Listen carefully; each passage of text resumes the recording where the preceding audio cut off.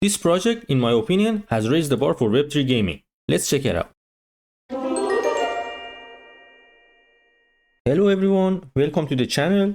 Today I'm looking at this game, Apeiron, but for the sake of auto captioning, I will call it Apeiron. Hopefully it gets it right. And if you get annoyed by my pronunciation, I apologize in advance.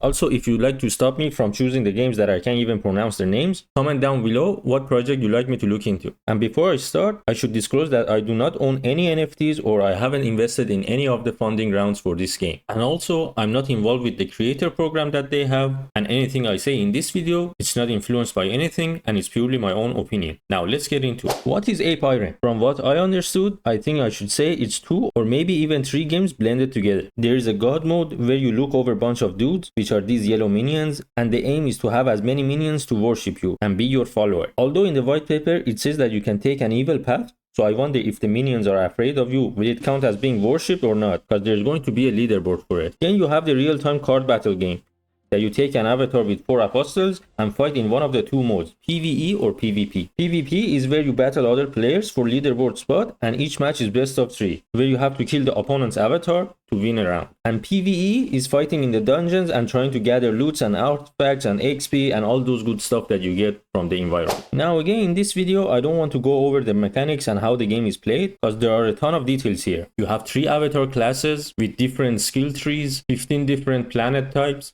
with 4 different elements: earth, fire, water, and air. Then you have 12 different classes for the apostles, which range from warrior to berserker, which they also have the IVs, the individual variables, which range from 1 to 100, which affect the apostle stats. As I said, it's a lot of details. And after reading the white paper, I would say there's another sort of gameplay to figure out all of these details to upgrade your apostles, breed your planets, buy, sell, rent NFTs. And then there are the stuff with the stars and the constellation and the universe that thankfully I stopped reading, or I would have ended up in another dimension. So I think figuring out the game economy will be a challenge and a game by itself. Oh, and eventually there will be a guild versus guild mode as the community and player base grows. Now this project feels like a 4-in-1 Sega cartridge from back in the days. Now let's check out the team. I mean, do I even have to? Even if the team were these cartoon pictures, I would say they have done a good job so far. But no, all of these have a LinkedIn page or an ArtStation page, so these are people actually involved with this game, and they have a previous experience with Acid Rain World, which is a mobile game. It's not the most popular game, but at least they got a job done and they published the game. And the backers are good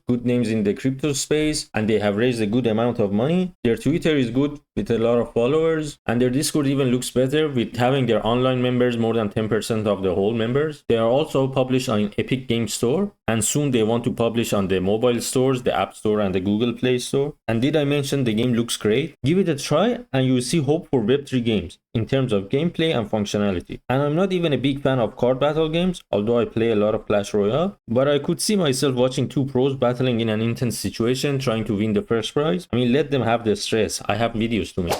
But of course there's always a bot. In this case, a round yellow bot. One of my concerns is the 3 token economy. Yep, they are going to have 3. Well, 2 at the beginning and the 3rd one for later on when the game evolves. But that's not all. To comply with the app stores, they will come up with in-game equivalents of their tokens that are bought through the in-app purchases but have different functionality and are not tradable. I'll pause a bit for you to process this.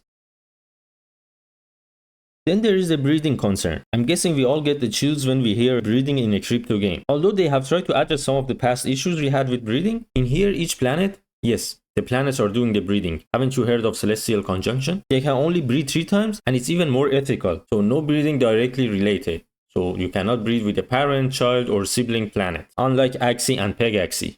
I wonder if they are related. Although this may slow down the dilution, but it would be a matter of time a trade group will start and people start trading their children planet. Let me know if there is an NFT trade platform that lets you trade 2 NFTs with a smart contract and no payment in between, or maybe a small payment in between. Comment down if you know of any. And I must say, I read somewhere in the white paper that the planets can die or get destroyed eventually, so maybe that would help, but we have to wait and see. Then there's the balancing concern. Checking out the videos on YouTube, I found out that the Fury avatar is a bit overpowered with certain skills, so they should be careful not to make avatars and apostles obsolete. Then there's the complication of the game that might scare players away. You could say that the more I learn, the more I realize how much I don't know. And the last thing I would say is the God mode. Although it's the most fun for me, but it feels so disconnected from the game. Maybe if the apostles were created only through the God mode and then sold to the pro gamers, which are farming the dungeons and battling in PvPs, but in return they had to get some potions or items from those pro gamers to keep creating these apostles and